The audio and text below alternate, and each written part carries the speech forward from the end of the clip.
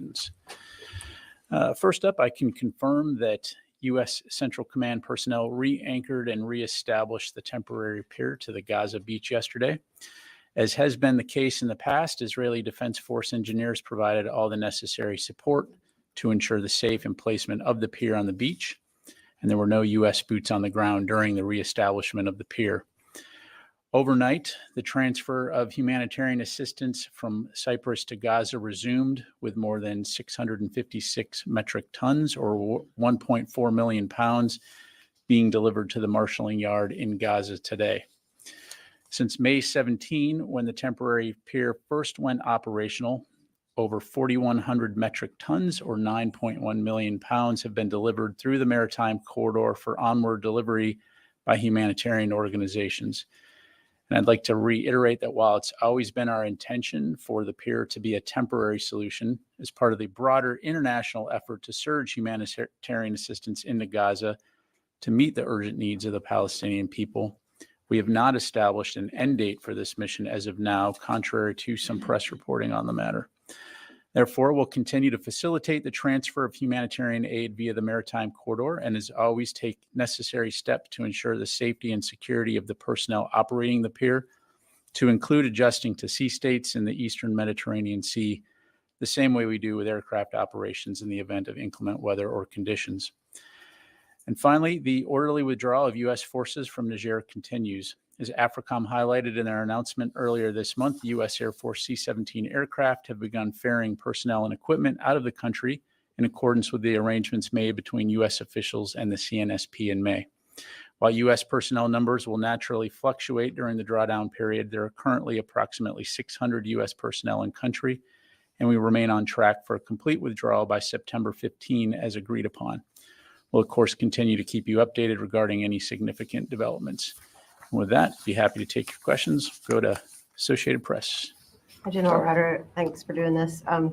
With the aid moving back through the pier again, can you give us a sense of how much of it has actually moved out of the marshalling yard and on to its ultimate destinations, or is it all still in the marshalling yard?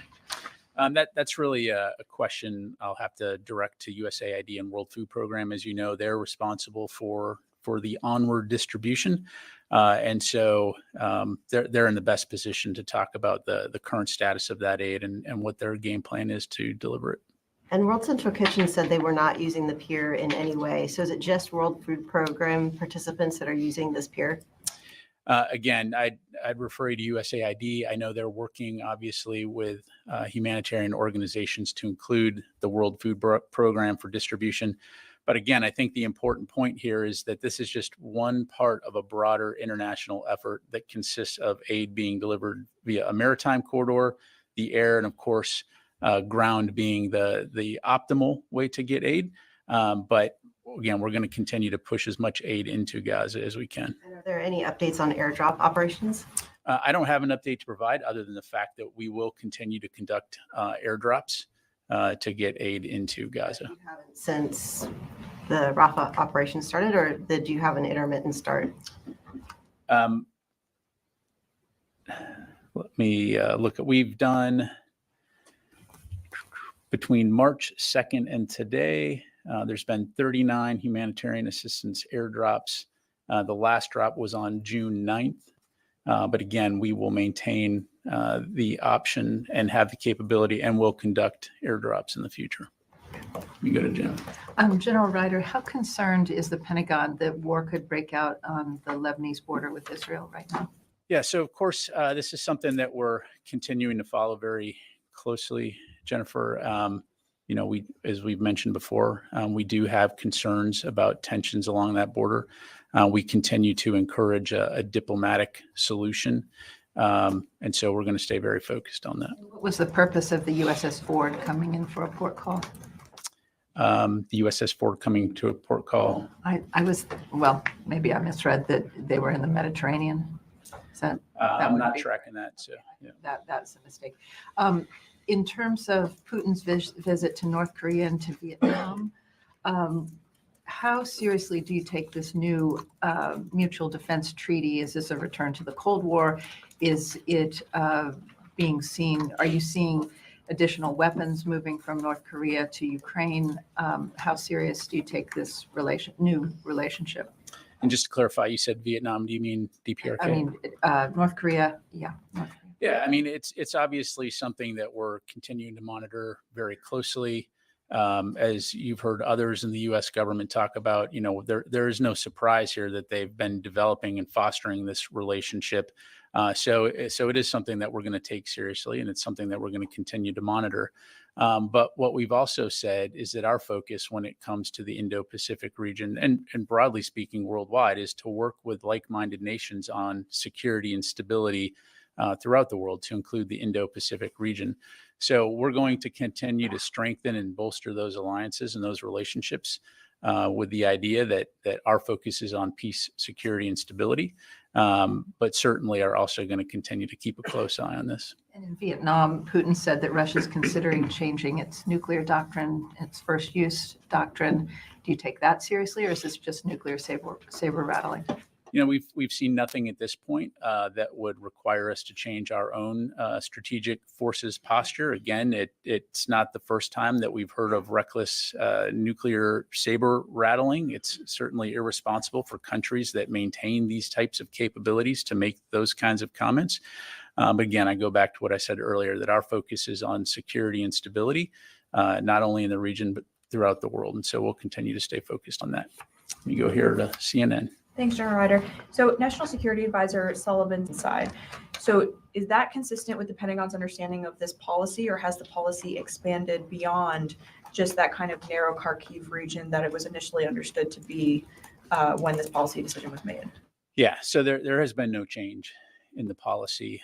And really, at the end of the day, this comes down to counterfire, right? And what you saw in the Kharkiv region as Russia was conducting its offensive was the massing of forces, artillery fire, preparatory fire into Ukraine as they conducted these operations. And so the ability to be able to fire back when fired upon is really what this policy is focused on. So again, as we see Russian forces firing across the border, the ability for Ukraine to fire back at those ground forces using U.S. provided munitions, it's self-defense. And so it makes sense for them to be able to do that. And that applies only to the border areas, or could it be further into Russia, or does that? Again, if you look back at kind of the early days of this war, and you had Russian forces that were, and still are to a large degree, but en masse within Ukrainian occupied territory, what you saw were force-on-force conflicts that were happening within sovereign Ukraine. So in this case, what you see is Russian forces attempting to use their border as a safe zone from which to conduct preparatory fires and attacks into Ukraine in support of offensive actions. And so again, as we see those forces conducting those types of operations from across the border, we've explained, Ukraine can and does have the right to fire back to defend themselves. So again, not a change to the policy that was announced earlier. Now, when it comes to long-range munitions like ATACMS, again, there's been no change in the policy in that regard. But it's broader than just Kharkiv, to be clear. Correct. It's focusing on the strategic intent here, which is counterfire when you're attacked, returning fire. Body. Thank you, General. If I may go back to the situation on the borders between Israel and Lebanon, obviously you've been looking at the tension there. In terms of how tense the situation, are you seeing an indication that this is higher than before and that could lead to a wider confrontation? And do you believe there's still room for a diplomatic solution between Israel and Lebanon? So the latter part of your question first, yes. I think there's always time to talk, and there's always room for diplomatic solutions. I think given the amount of, rocket fire we've seen going from both sides of the border, we've certainly been concerned about that situation, and both publicly and privately have been urging all parties to restore calm along that border, and again, to seek a diplomatic solution. And so, you've heard the White House talk about the fact that they've sent a special envoy. Secretary Austin, this is something that he's spoken about with his counterparts in the region. And so, again, this is something that we'll continue to stay focused And on. is the situation between Israel and Lebanon and maybe a potential for escalation, has this prompted the DoD to maybe review the U.S. forces posture in the region or change it in any way so far? As of right now, I don't have any announcements to make in terms of a force posture. Again, I think, seeing the forest through the trees here, what we don't want to see is a broader regional conflict. And so, again, we're going to stay very focused on working with the rest of the U.S. interagency and with our partners in the region to attempt to ensure that that doesn't happen and that this is resolved diplomatically. Thank you. Let me go to the phone here real quick. Reuters, Idris. Hey, just a quick question. Could you, I may have missed this, but how much aid is currently in the marshalling area? Yeah, I don't have a number to provide, Idris. I'd refer you to USAID to talk about how much aid they currently have for onward delivery. Is there a capacity at which point aid cannot gather at the marshalling area anymore, or is that not a concern? I mean, there is a certain capacity that the marshalling area can hold. I don't know that we've reached that at this stage, but certainly that's a factor. But yeah, I don't have a specific amount to provide to you. Okay, let me go in the room here, Tony. A couple of geopolitical questions. I want to on the North Korea, Russia. Is the Pentagon assessing, or what types of technologies Russia may give to North Korea that they haven't in the past? I'm thinking ballistic missile guidance technology or along those lines. Yeah, thanks, Tony. I don't have any details, nor am I going to discuss in detail any agreements between Russia and the DPRK at this point. Again, I'd go back to what I said earlier. We're not surprised about this continuing burgeoning of this relationship. It's something that we're going to monitor closely. And again, what you have seen in the past is the DPRK providing Russia with munitions that are being employed in Ukraine, killing Ukrainians and supporting Russia's illegal war. So again, definitely concerning for all those nations that respect sovereignty, respect the rule of law. But yeah. Okay, Ukraine weapons question. The White House today announced that it was directing American contractors to ship AMRAAM and Patriot weapons missiles that were earmarked for foreign customers, other foreign customers to Ukraine, giving them the priority. What role does the Pentagon have in this directive, in implementing this directive or overseeing the shift of missiles from FMS customers to Ukraine? Yeah, sure. To your point, as you highlighted, the resequencing of planned deliveries. I think your missile deliveries, not plane. What's that? You say plane deliveries? No, planned. Okay. The planned resequencing of planned deliveries. So we're working closely with industry on the appropriate contracting actions from this resequencing to ensure that we're able to continue to support our security assistance requirements. So I'm not going to be able to go into any specifics beyond that in terms of what those contracting actions are, those companies are, but needless to say, again, we're going to make sure that not only are we supporting Ukraine, but that we're continuing to keep on track with those FMS deliveries as quickly as possible. These are missiles, right? Not the Correct. batteries or Correct. round These equipment. are missiles. Thank you. That's correct. All right. Noah. In reference to the policy on cross-border strikes, I just want to make sure I understand for clarity. Was the policy never geographically bound and was always focused on the intent of counterfire like you're describing there? Just want to make sure that I understand this correctly. Yeah, I mean, I think, the context was, again, this Russian offensive that was emanating from the Kharkiv region. And so being able to check that offensive and enable the Ukrainians to fire back and to not allow Russia to use that zone across the border there as a safe haven from which to conduct those attacks. Mm-hmm. So it changed in reference to the offensive near Kharkiv, but it was never intended just to be around Kharkiv, if I understand you. Yeah, exactly. I mean, I think the policy here is, again, and I think, the National Security Advisor put it, in great words here in the sense that it's not about geography, it's about common sense, right? Being able to fire back if you're fired upon. You go to Tom. Thanks, General. Abdul Malik al-Houthi, the leader of the Houthi rebels, today gave a speech in which he said that US and British airstrikes have had no effect at all on the group. Could you comment on that? Well, they started with a certain amount of capability, and now they have a less amount of capability. So that's just factually incorrect. But the tempo and severity and damage caused by the attacks is increasing, and obviously the stress that the US Navy is under is increasing too. So what's the endpoint here?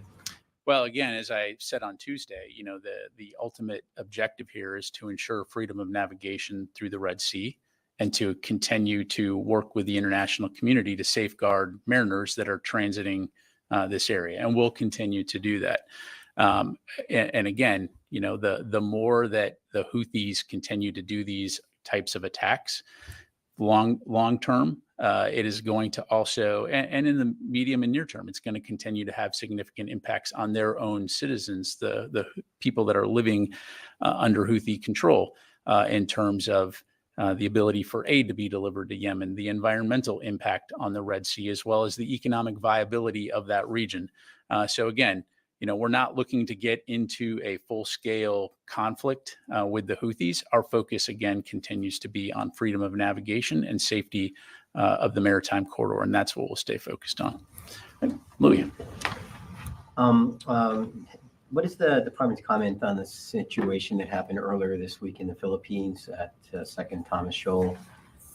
The Philippine government has released video that shows machete wielding, knife wielding, China Coast Guard service members attacking these vegetable boats belonging to the Philippines on a resupply mission. What do you have to say to that? And then I have a follow-up, please. Yeah, I mean, I kind of touched on this earlier this week, right? I mean, this kind of behavior, it's provocative, it's reckless, it's unnecessary. It's also antithetical to the PRC's claims about respect for sovereignty. And so, again, the Philippines should have the right to be able to operate within their legal maritime claims. Those need to be protected. So, again, we continue to stand by our ally, the Philippines, and we're going to continue to call out this kind of irresponsible and reckless behavior when we see it. And when you say stand by, does that mean that the U.S. is considering moving some assets there to kind of show that support for the Philippines? Yeah, I don't have any announcements to make, Louis. We're confident in our force posture in the region right now. And again, I'll just leave it at that. Janie. Thank you, General. On the North Korea and Russia's mutual defense agreement, this is a treaty that allows Russia to intervene militarily in case of emergency on the Korean Peninsula. What is the U.S.'s reaction on this? Well, again, without getting into the specifics of their agreement, the alliance that the United States has with the ROK and Japan is a defensive alliance, right? We're there to defend. We're there to make war. And so, again, our focus is going to be on working with like-minded partners in the region, to include our allies, ROK and Japan, on ensuring peace, security, and stability throughout the region. Can you tell what is the difference between South Korea and the United States mutual defense agreement and North Korea and Russia's mutual defense agreement? Is any difference looks like, or? Well, again, I'm not going to do a comparative analysis here from the podium in terms of the various agreements, other than to say we've been very clear about our ironclad support for our ROK allies. Kim Jong-un told President Putin he fully supported Russia's special military operation against Ukraine.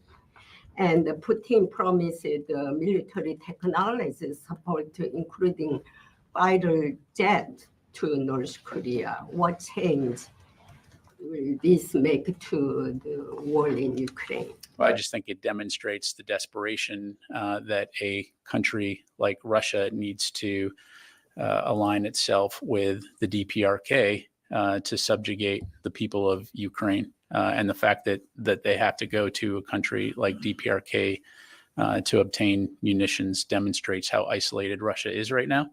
But again, our focus is on preserving regional peace and stability. And I'll just leave it there. I'm going to move on, Janie, if that's all right. Go to Laura. Thanks, Pat. Are you, is the Pentagon concerned about an increased risk to U.S. troops in the region if Israel expands the conflict into Lebanon? Well, look, from the very beginning of the conflict between Israel and Hamas, we have been focused on ensuring that our forces are protected in the region. You saw we deployed additional forces in support of deterrence efforts, but also force protection efforts. I'm not going to speculate or get into hypotheticals on what if, other than to say, again, we remain concerned about the potential for escalation along the Israel-Lebanon border, and we're going to continue to encourage a diplomatic resolution of that tension. Is the Pentagon concerned about Israel's ability to wage a two-front war at the same time as it's? Again, look, the focus here, broadly speaking, is on preventing a wider regional conflict. And I think, you've all been following this region long enough to know all the various players and actors that are in the region that have a stake in that part of the world. And so, again, we're going to stay focused on encouraging a diplomatic resolution. Constantine. Thanks, Pat. Earlier this week, Staff Sergeant Gordon Black was sentenced to 3 years and 9 months by a Russian court.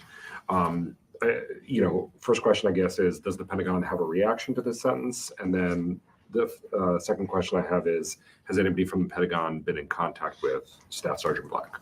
Yeah, thanks. So obviously something that we continue to monitor closely. Both the department and the Army are in contact with State Department, which has the lead, as I'm sure you can imagine, on something like this, given a U.S. citizen being held in a foreign country. So I'm going to have to refer you to State Department for any further questions on that. Okay, thank you. Thanks. Sir. Thank you.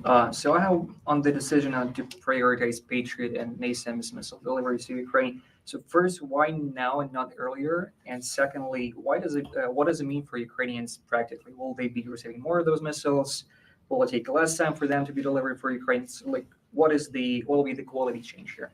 Yeah. So as I'm sure you know, the Foreign Military Sales Program obviously supports numerous countries around the world. But in this particular case, in terms of why now, what we're seeing is Russia once again trying to destroy Ukraine's energy system and infrastructure ahead of winter. And so they urgently need additional air defense capabilities, which is, again, a topic you heard Secretary Austin talk about last week. And so providing Ukraine with additional interceptors more quickly, it's an existential situation. And so this prompted the decision to resequence near-term planned deliveries of critical air defense interceptors to go to Ukraine. So that's the reason for why now. And practically what that means is that it will increase their inventories more quickly to enable them to continue to defend that critical infrastructure and the civilian population as we go into the winter here.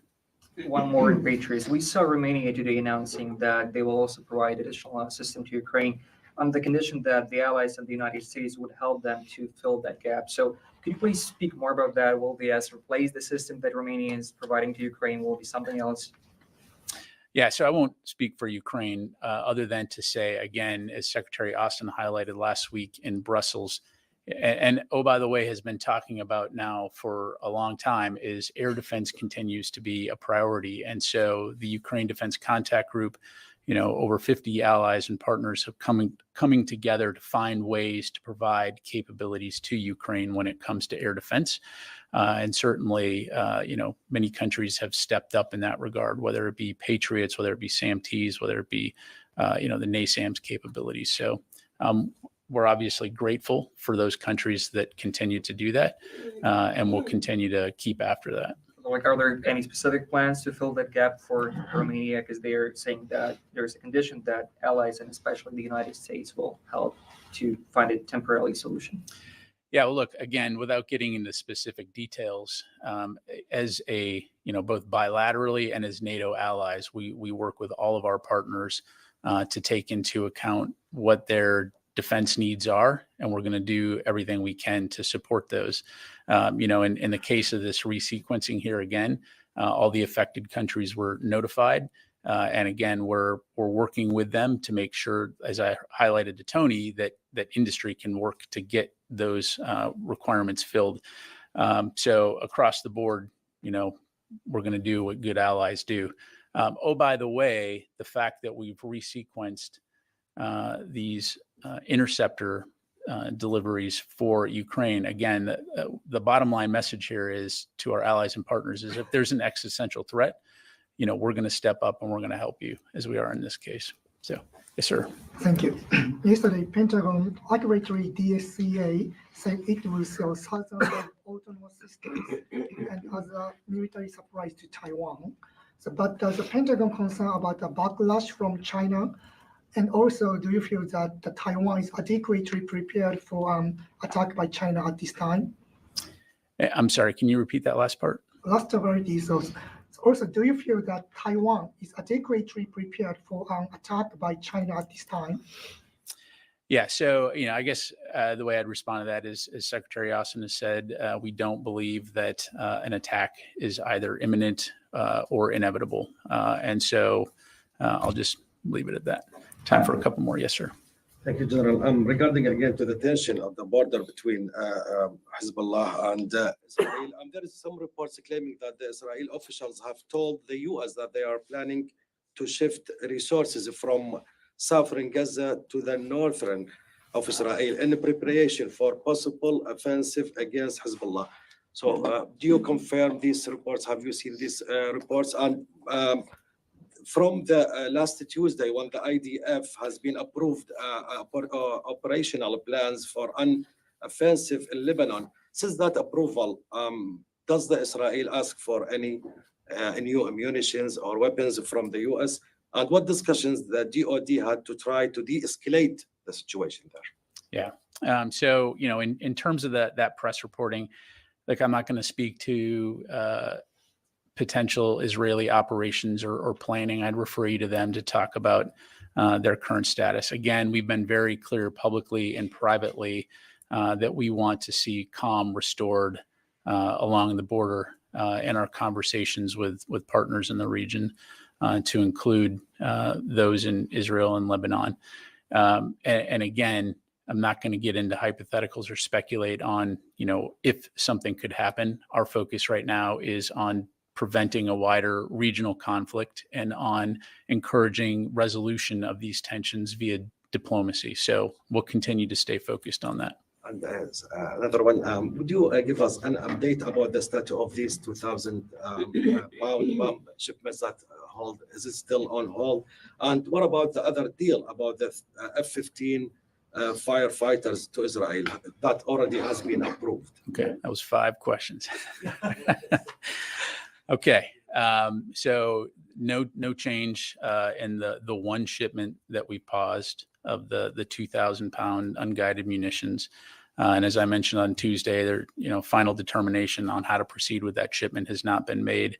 As far as the press reporting on F-15 sales, as a matter of policy, we don't confirm or comment on proposed cases until they've actually been notified to Congress. So I'm not going to have anything additional. All right, we can do one more question. Yes, sir. Thank you, General. Last time the U.S. Central Command conducted an airstrikes in Syria, according to CENTCOM, a senior ISIS official was killed. Do you believe ISIS still have a stronghold in the region, and how much it is a threat? So, we've talked about this in the past. So ISIS, as it exists in Iraq and Syria, has been greatly diminished from where it was 10 years ago. We have not seen an uptick in terms of ISIS activity, broadly speaking. That said, they do remain a threat, which is why, again, you continue to see the international coalition of which the U.S. is part, focused on working with regional partners to prevent a resurgence of ISIS and to ensure the enduring defeat of ISIS. And so it's one of those things that, again, as we've all seen, you can't take your eye off of it, or else, it can rear its ugly head again. And so we'll continue to stay focused, as CENTCOM was and is, vis-a-vis their news release. So, all right. Thank you very much, everybody. Appreciate it.